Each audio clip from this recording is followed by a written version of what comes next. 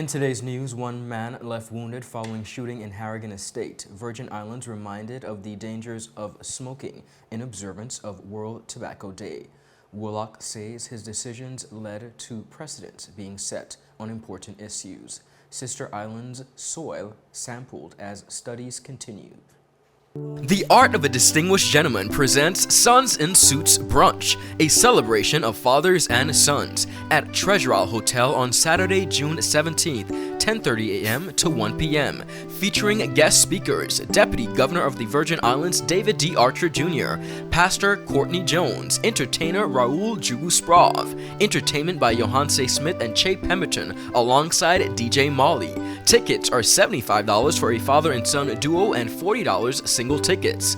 Fun, food, fellowship, and fatherhood. Lots of giveaways included. Ticket outlets are CCT flagship stores on Tortola and Virgin Gorda. Calling all fathers, sons, father figures, nephews, and uncles. Sons in Suits 2023, hosted by the Art of a Distinguished Gentleman, a red carpet celebration of fathers and sons. For more information, contact 442-3132. Proudly sponsored by CCT and 284 Media. Happy Father's Day to you. Happy Father's Day. Rashford made it. Manchester United have come from behind to lead. At home or on the go, watch CCT Live. Download our app and carry your favorite TV shows, news, or live sports anywhere you go. Visit cctbvi.com/live, select your package, and tune in.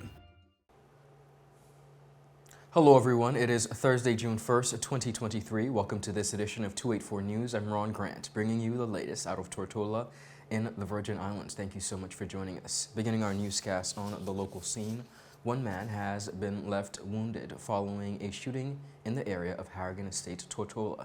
This was confirmed by the Royal Virgin Islands Police Force in a media statement on Wednesday, May 31st, which said the injuries sustained to the male appear not to be life-threatening. The police did not reveal the identity of the male and said no further information could be released. Residents of the Virgin Islands are reminded of the dangers of smoking as the territory observes World Tobacco Day 2023. Public Health Officer in the Ministry of Health and Social Development, Ms. Renee Leonard, said smoking is one of the major risk factors for the development of chronic, non-communicable diseases. She said, and I quote, "Among the greatest concerns are heart and lung disease and various forms of cancer." She continued by saying, and I quote, "We want to advise persons to refrain from this practice and encourage smokers to quit." Now, according to Ms. Leonard, there are many benefits to smokers quitting, including improved circulation in the hands and feet, improved blood pressure, easier breathing, and a decrease in the risk of lung cancer. She said the bad habit of smoking can reduce your life expectancy, diminish your quality of life, and ultimately kill you. So do not think about doing it, and if you are already doing it, stop, the public health officer said. The community is also reminded that Tobacco Products Control Act 2006, that is, prohibits smoking within public places, including office buildings, restrooms, elevators, stairways, health and educational institutions, any premises in which children are cared for, a fee, restaurants, bars, nightclubs, beaches, accessible to the public, and any other facilities. She said, "We are reminding proprietors and other occupiers of public places that no smoking signs must be placed in prominent areas, clearly indicating the establishment is smoke-free, and any infractions should be reported by the authorities." The public health officer stated that no smoking signs must be flat and rectangular at a minimum size of 8.5 by 11 inches, must display the symbol for no smoking and carry the message in English. It is unlawful to smoke in this location. Owners and management of public places who fail to prominently display the prescribed signs that clearly indicate smoke-free zones will be liable to pay a fine of $125. Now, each year, the World Health Organization holds No Tobacco Day on May 31st. Their goal is to spread awareness about the risk of tobacco use and what can be done to make world tobacco free. The day is being observed under the theme, Grow Food, Not Tobacco. Members of the community are advised that Phase 1 of the Long Bay Beach Beef Island Beach Management Plan is nearing completion. Phase 1 includes the construction of public and taxi parking lots and a beach dune protection barrier to protect the eastern sand dune from vehicular traffic while also facilitating its restoration. Take a look at this report. The permanent secretary in the ministry responsible for natural resources, Mr. Ronald Smith Barkley, said, and I quote, "Drop-off points at the central and eastern axes of the beach will allow persons to offload vehicles and will also facilitate easy access to the seashore by persons with mobility challenge. Implementation of Phase 1 will work towards creating a beach we can all be proud of.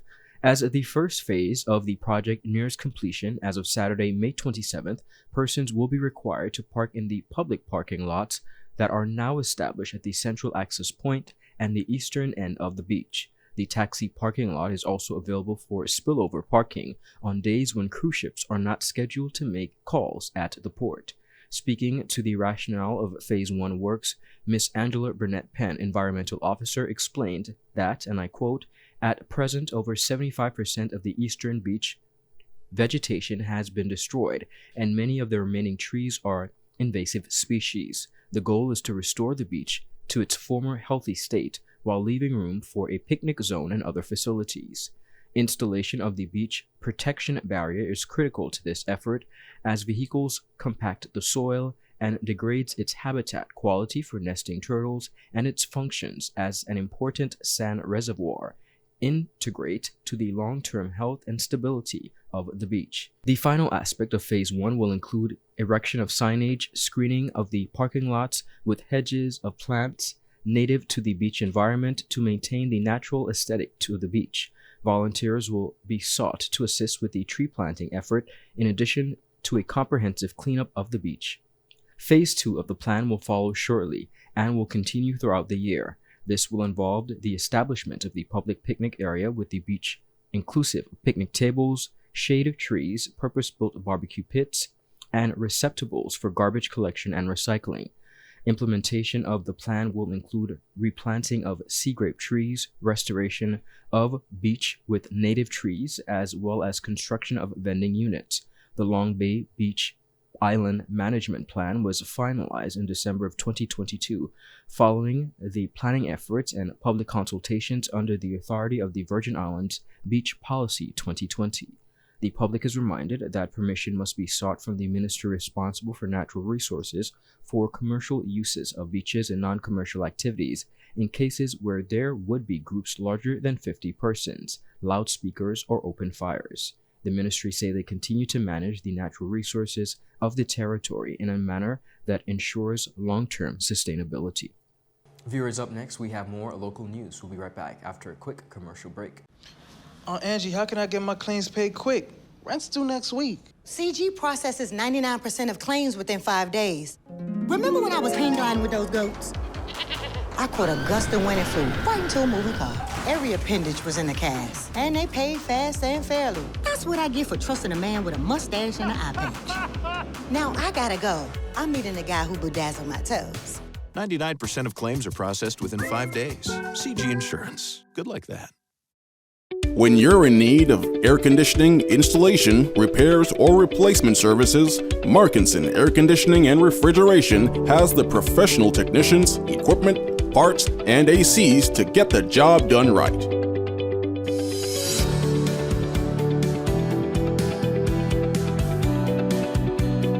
Markinson Air Conditioning and Refrigeration carries top brands like Daikin, Aircon, Mitsubishi, and more. We're open Monday to Saturday from 8 a.m. to 5 p.m. Located in Fish Bay. Telephone 340-4114 or 343-9511. Markinson Air Conditioning and Refrigeration, providing exceptional services to the British Virgin Islands since 2015. The Art of a Distinguished Gentleman presents Sons in Suits Brunch, a celebration of fathers and sons, at Treasure Isle Hotel on Saturday, June 17th, 10:30 a.m. to 1 p.m., featuring guest speakers, Deputy Governor of the Virgin Islands David D. Archer Jr., Pastor Courtney Jones, entertainer Raul Jugu Sprov, entertainment by Johanse Smith and Che Pemberton, alongside DJ Molly. Tickets are $75 for a father and son duo and $40 single tickets. Fun, food, fellowship, and fatherhood. Lots of giveaways included. Ticket outlets are CCT flagship stores on Tortola and Virgin Gorda. Calling all fathers, sons, father figures, nephews, and uncles. Sons in Suits 2023, hosted by the Art of a Distinguished Gentleman. A red carpet celebration of fathers and sons. For more information, contact 442-3132. Proudly sponsored by CCT and 284 Media. Happy Father's Day to you. Happy Father's Day.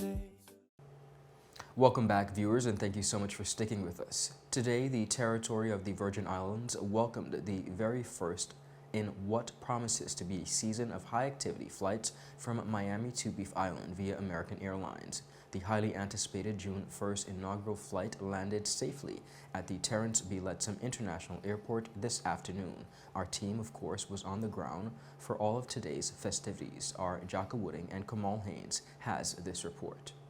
Today, we set off to the Terrence B. Lettsome International Airport on Beef Island, where we joined local officials and specially invited guests as they prepared for the arrival of the American Airlines direct flight from Miami. There, we joined in on a small ceremony held after the plane had landed, which featured representatives of American Airlines and local officials.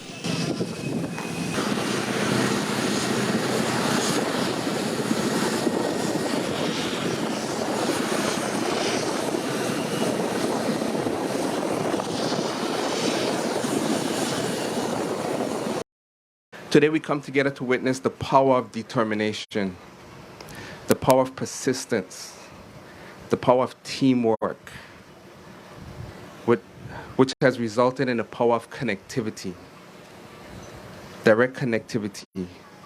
The arrival of American Airlines with direct service to our beloved territories marks a significant milestone in our journey towards continued progress, prosperity, enhanced airlift service, and global relationships. As chairman of the board of this esteemed authority, I am humbled by the presence of you distinguished delegates like yourselves here today, who has graced us with your time and presence. American, with its rich heritage and unwavering commitment to excellence, has chosen our shores as a gateway to connect the world to our territory. This alliance confirms the confidence that they have placed in our shared vision and the untapped opportunities that await both our local economy and global travelers. When we launched this new service from Tortola to the British Virgin Islands to Miami International Airports, that is one of our main hubs. This is a milestone for us, and it's going to be a big next step as we continue to expand our presence in the Caribbean. This new route will bring the international largest gateway that American Airlines has to the BVI. It's more than 140 destinations worldwide that will connect with a non-stop flight these beautiful islands. And now people can travel, can enjoy this magnificent place. Today, we continue to strengthen our position as the largest airline flying in the Caribbean to the United States, taking us up to 863 flights to 40 destinations. And as said before, very proud that today Tortola is part of this fantastic list. We look forward to the successful operation during the summer, and I want to thank and congratulate the authorities for all your support, for all the help, to our local team for everything they did, that we can see right here in the back, our first airplane, and something that it doesn't happen very often. In just 1 hour, we're going to see a second flight here. As one of the prior guest speakers mentioned, this is for far the sexiest destination in the Caribbean. Thank you very much.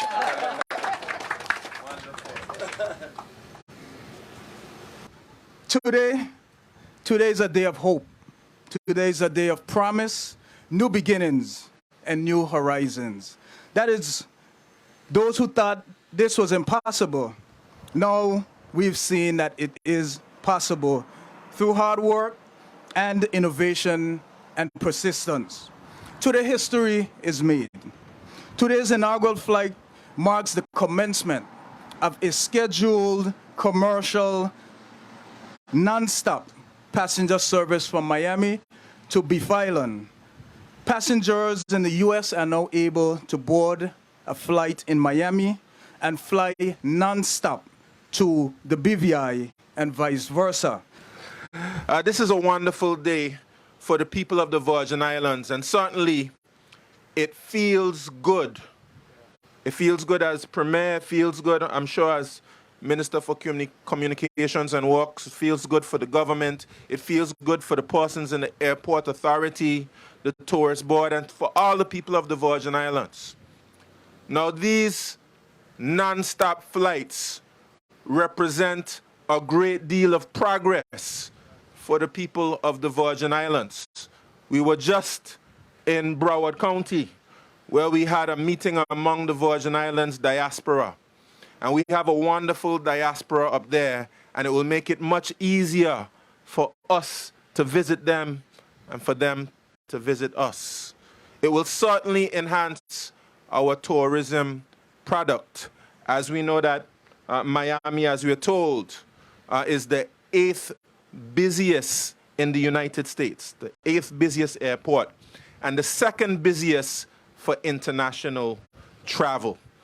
And indeed, it opens up the BVI to the rest of the world.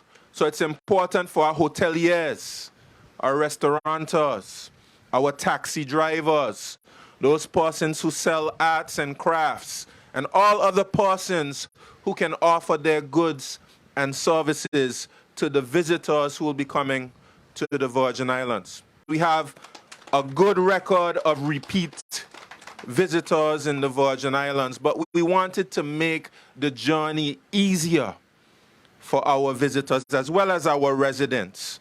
And so I was sitting next to Kamal Haynes was stationed at arrivals, where he spoke with persons who would have just disembarked the vessel. Of yours, Kamal Haynes of 284 Media, as we captured this very historic moment in the Virgin Islands. Moments ago, flight American Airlines 3989 landed here in the Virgin Islands. And what I can say from the passengers' point of view, lots of smiles and words of encouragement as they departed the flight, as it relates to constant new flights from Miami directly to the Virgin Islands. Well, I did speak to a number of the passengers who were welcomed in the arrival area with lots of entertainment and food brought to you by the BVI Tourism Board.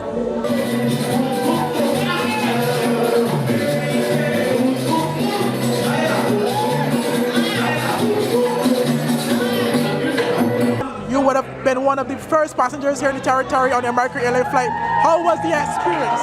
Fantastic. We were able to get there pretty early for the flight, so we got to enjoy the festivities, all the celebration going on, meet the Prime Minister, and had a good time. And you know, as I would have mentioned to you earlier, before people would have had to transit through St. Thomas, now it's straight to the BVI. How convenient is that for you guys? Oh, it's fantastic. Unfortunately, the ferry system's not as dependable. So flying straight in from Miami is fantastic. Okay, thank you. I hope you do enjoy your stay here in the BVI. Will do. Thank you very much. I assume I would encourage you guys to be coming to the BVI more often now? Oh, yeah. Heck yeah. Absolutely. Yes, we'll be back. We're going to try it out first, then we're going to come back. Yeah, we're going to come back.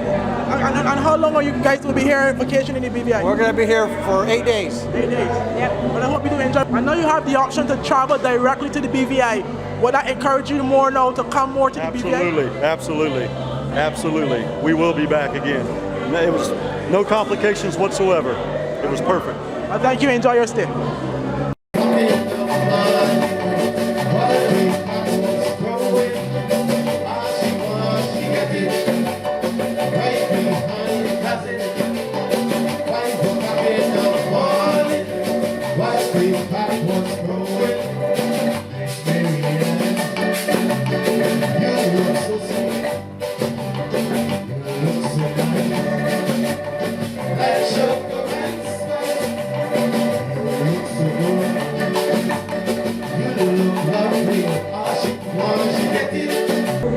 it's a dream come true. I mean, it's surreal to know that I got on a flight in Miami this morning and I'm home in a couple of hours. I mean, it's like unbelievable, and I think all of us know this is a game changer. So congratulations to all who've been involved. Congratulations to Minister Reimer and Premier Whitley on doing all that is necessary to bring it to fruition.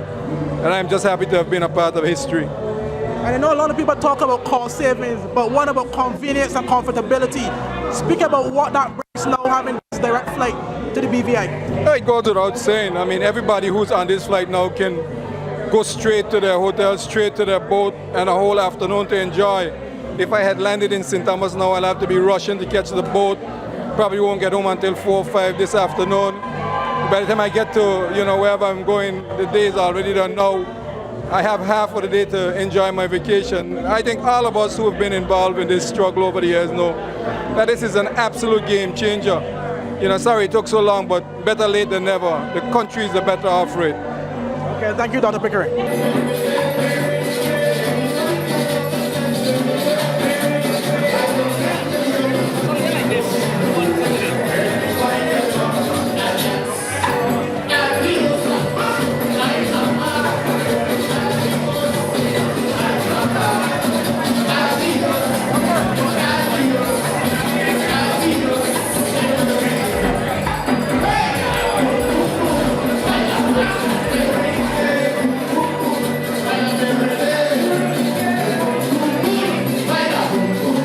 So I'm here with Mr. Creaky. He's one of the first locals to be departing, utilizing the American Airlines flight from here to Miami.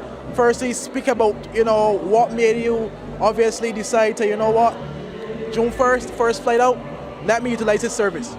Thank you 284 for having me on your platform this day, on this historic day of having the first flight of this era, as this is not the first flight in general, but of this era in a period of a long time, having a direct flight to Miami. So the talk's been going on for quite some time, and when I first saw it online that it was happening, it was at that same day, within the first hour, I make sure to secure these tickets for this date to be on this first flight out. And what are your expectations? Obviously before, usually you would have probably had to commute to St. Thomas, and then from St. Thomas to the mainland. Having now to just come to the airport and just take a flight out directly to Miami, what comfort does that bring to you? To be very honest, very, very comfortable, because it was just this morning I went to the boat yard to make sure that my boat was securely out of the water, and I had time to relax and instruct the guys on what I need to be done. If I were going through, catching a ferry now to the USVI, then a taxi to the airport, that would have been a whole big stress. So it was for me, from Virgin Gorda, to handle my stuff on Virgin Gorda in a relaxed state and just take a ferry to here, Tortola. It was worth it. It is still worth it. And I assume it's a round trip, so you'll be back directly to the BVI as well from Miami here. Speak about that too as well, having that comfort as well. Well, I'm definitely looking forward for that comfort as well, because it's the whole anxiety of possibly missing a flight. Because there are delays, but if there's a delay, it's still going to delay back to Tortola, the BVI. I'm still home. But if I was to come through other channels and there's a delay, there's a chance that I can miss my ferry home, which means I'll have to either rent a hotel, and depends on the season, it might be available or not available, or stay at a family house. But the fact I can go from one airport to a next airport, jump on a ferry, go back home, it's just very, very relaxing, and I'm definitely looking forward for that. Okay, well, thank you very much, Mr. Creaky. Appreciate your comment. No, man, thank you so much. Viewers, up next, we have more local news. We'll be right back after a quick commercial break. The Art of a Distinguished Gentleman presents Sons in Suits Brunch, a celebration of fathers and sons, at Treasure Isle Hotel on Saturday, June 17th, 10:30 a.m. to 1 p.m., featuring guest speakers, Deputy Governor of the Virgin Islands David D. Archer Jr., Pastor Courtney Jones, entertainer Raul Jugu-Sprov, entertainment by Johanse Smith and Che Pemberton, alongside DJ Molly. Tickets are $75 for a father and son duo and $40 single tickets. fun, food, fellowship, and fatherhood. Lots of giveaways included. Ticket outlets are CCT flagship stores on Tortola and Virgin Gorda. Calling all fathers, sons, father figures, nephews, and uncles. Sons in Suits 2023, hosted by the Art of a Distinguished Gentleman, a red carpet celebration of fathers and sons. For more information, contact 442-3132. Proudly sponsored by CCT and 284 Media. Happy Father's Day to you. Happy Father's Day. When you're in need of air conditioning, installation, repairs, or replacement services, Markinson Air Conditioning and Refrigeration has the professional technicians, equipment, parts, and ACs to get the job done right.